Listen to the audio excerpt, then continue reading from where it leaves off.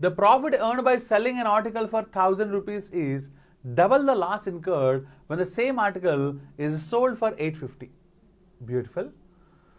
At what price should the article be sold to make 30% profit? Profit ఎంత రావాలంటమ్మా 30% రావాలి అంటే answer ఎంతమ్మా 1170 అంత ఈజీ.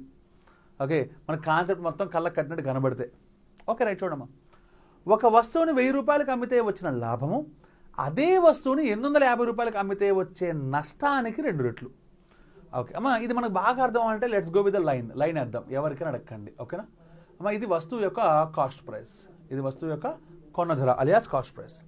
ఫస్ట్ నేను ఎంతకు అమ్మానమ్మా 1000కి అమ్మాను అంటే ఇక్కడ అమ్మాను, అప్పుడు లాభం వచ్చిన అడగంటే రైట్ సైడ్ రాసా, నష్టం వచ్చింటే లెఫ్ట్ సైడ్ రాసి ఉండేవాడిని. అప్పుడు వచ్చిన లాభం అంటే ఇదేనా కాదా?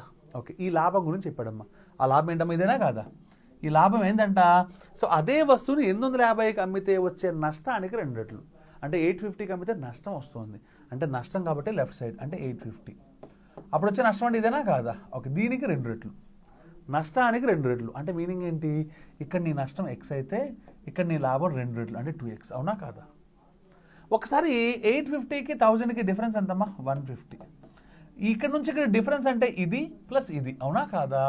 అంటే ఇది ఎక్స్ ప్లస్ 2x అంటే డిఫరెన్స్ ఎంతమ్మా 3x ఇజ్ ఈక్వల్స్ టు 150 అంటే x ఇజ్ ఈక్వల్ ఎంతమ్మా 50.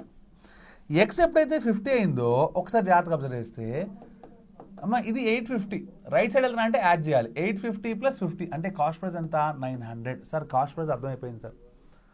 వాడు కాస్ట్ ప్రైస్ అడగట్లేదు సార్, ఆ వస్తువుని ఎంత లాభానికి అమ్మాలంట 30% లాభానికి అమ్మాలంట. 30% లాభం అంటే దేని మీద వచ్చుద్ది? కాస్ట్ ప్రైస్ అలియాస్ కొనధర మీద.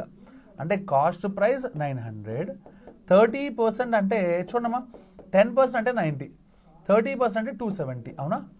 ఓకే అమ్మ ఇప్పుడు అమ్మకపు ధర అంటే కాస్ట్ ప్రైస్ ప్లస్ ప్రాఫిట్ అవునా 0711. So exactly answers how much 1170. So అంటే ఎన్ని ఆప్షన్ అమ్మా? C is the answer. ఓకేనా? Let's see the next beautiful question.